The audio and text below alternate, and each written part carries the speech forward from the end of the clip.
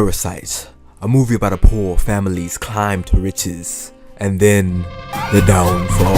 So the movie started out with this broke family bumming Wi-Fi off their neighbors, and I'm talking about they in that trap for real. Living conditions horrendous. And off that jump, we see the dad, the worst bum of all. He orders them to hold their phones up and catch a connection. Finding an odd job online, they start making plays watching YouTube tutorials on how to flip pizza boxes, trying to make some pay. Real resourceful. A little elbow grease and they out the trenches. Hopefully. Next thing you know, some workers come spraying chemicals around the neighborhood, but the dad like, nah, keep the window open, we need to kill these bugs. Like, bro, how cheap can you be? You got your whole family high on the job. The lady that's supposed to pick up the boxes comes around, but she's not having it, saying they did a horrible job. But this family straight hustlers, so they start spitting game to her, and they go ahead and get that cheese off her, and I ain't talking about no pizza, feel me? So some time later, they having dinner, right? When this drunk bum pulls up and starts taking a piss. Luckily, the partner of the YN pulls up and tells him off, and his dad tell him straight up, you need to be more like him, little nigga. So my boy walked straight to the door and he brought a gift for the fam, feel me? And the gift is a rock. Man, he knew damn well these people don't need that, man. He talking about it's symbolic and bring good luck.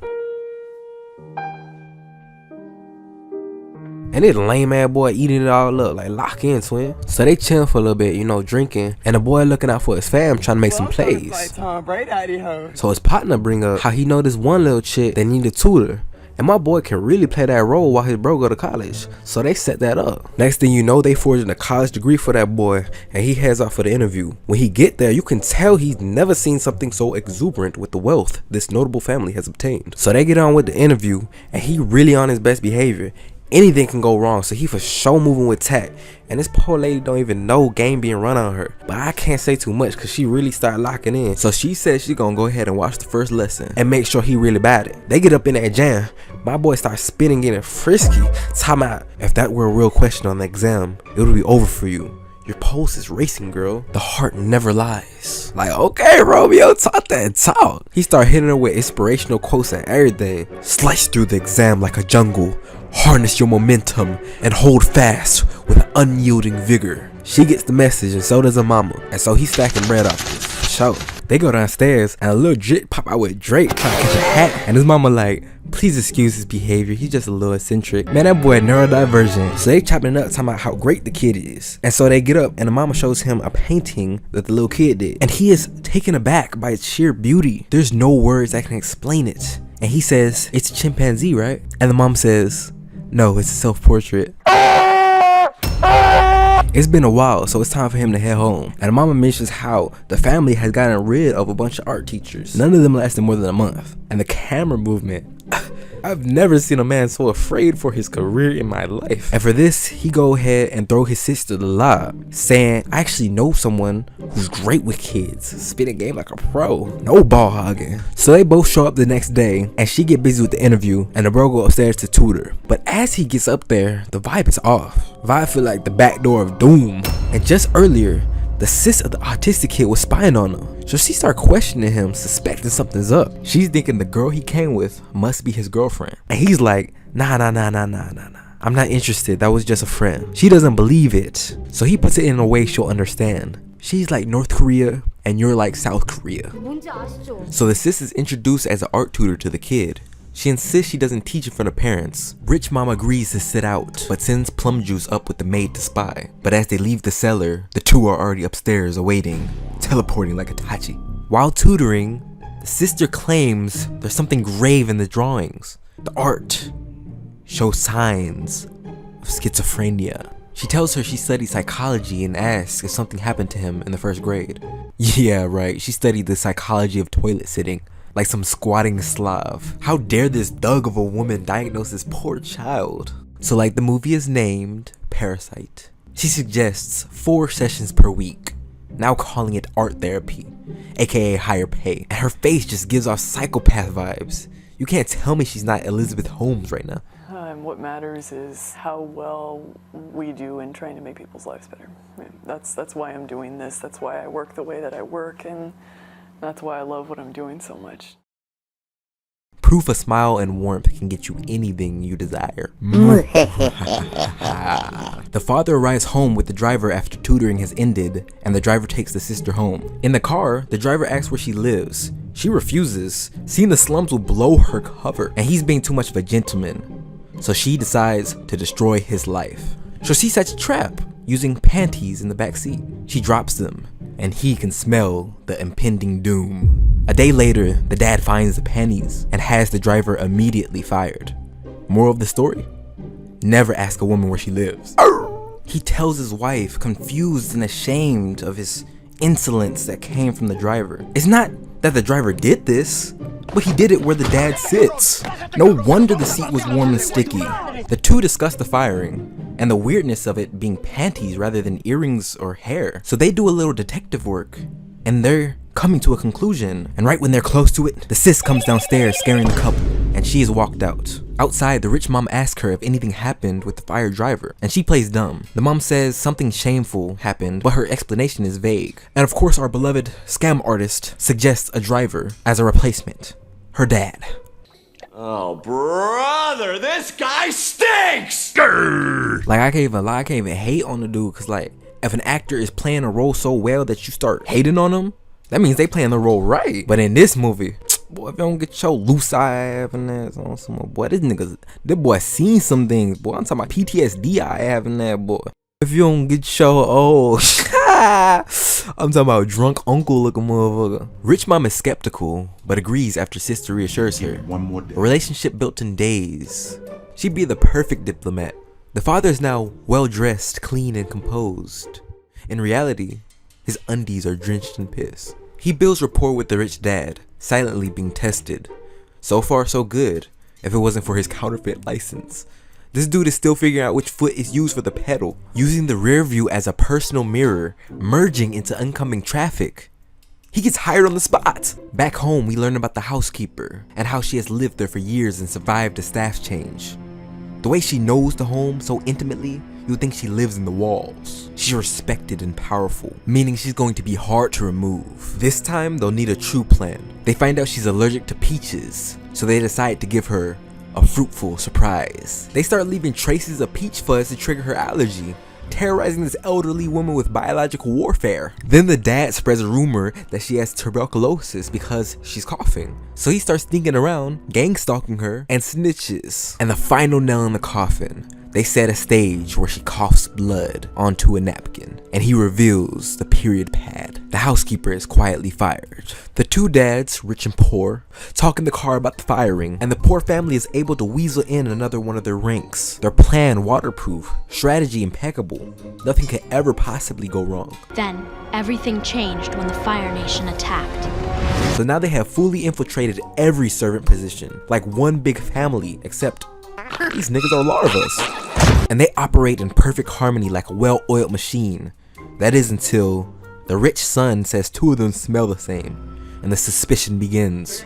I don't know who it is, but somebody smell like shit. But they're winning now. Who cares if they smell like open sewage? So the rich family goes camping, and the poor family has the house all to themselves. And they are enjoying it, drunk, cozy. But then there's a ring at the door. It's the old housekeeper, looking ominous. Shorty looked like a villain out of a public combo game. She says she left something in the basement. Yeah, her dignity.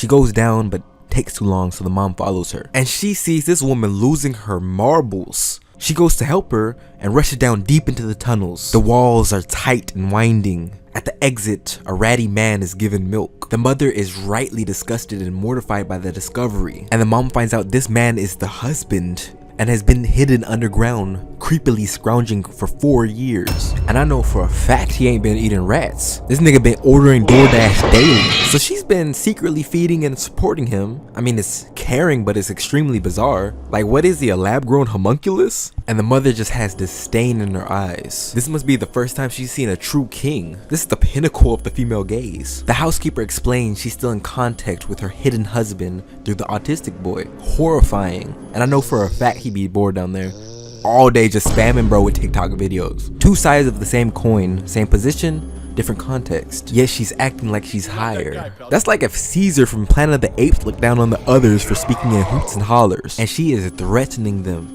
That is, until the rest of the family slips and falls down the stairs. The housekeeper takes a photo quickly, threatening to expose them unless they cooperate. So they have no choice, and the crazy duo go upstairs and enjoy their freedom. They have the poor family set up like hostages. Got them looking like a live leak intro, treating the send button like a nuclear missile button. And like true South Koreans, They're not going for that humiliation at all, and they push up on him. In a real way.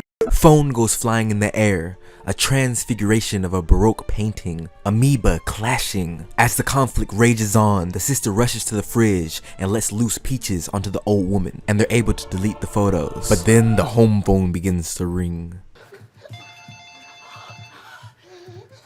The mother answers to the other asking if she knows how to make noodles. The camping trip was a disaster, so we're making our way home. We'll be there in 8 minutes, so it should be done as soon as we walk in, right? Yep, we are absolutely cooked, chat. GG. They frantically rush them back downstairs, clean up the mess, and begin preparing the food. They arrive home quicker than they thought, so they have to hide. And the old house lady begins to run upstairs, but she is quickly, swiftly, smoothly taken out.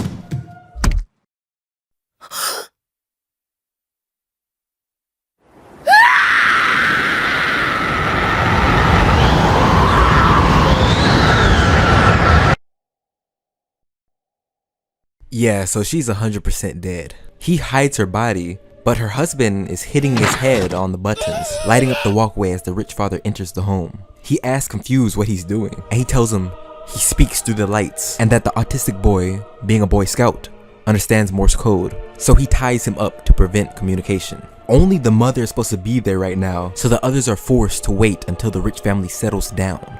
And when they settle down, they attempt their escape. But the boy decided to camp outside, so they huddled down for the night, stuck under coffee tables inches away from them, so close that the rich family smells something rank in the vicinity. Fire for that.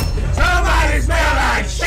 Fire for that. And the rich dad just cooking him, making them look like they ate Sour Patch Kids, snapping turtles with snarled lips. And the situation only gets worse when the rich family start getting freaky. Even worse, the panties of the daughter are now being worn by the rich mother, and they have to listen to it.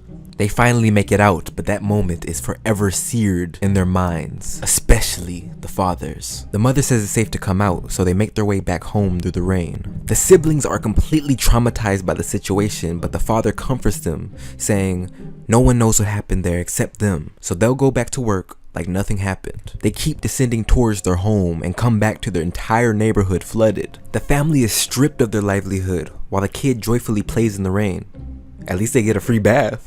So somehow, the lady survived having her head caved in and begins to free her lover, but slowly passes away. Back in the flooding house, the toilet shoots chunks of shit the size of quarters. She closes the filthy lid, sits back, and smokes a cig.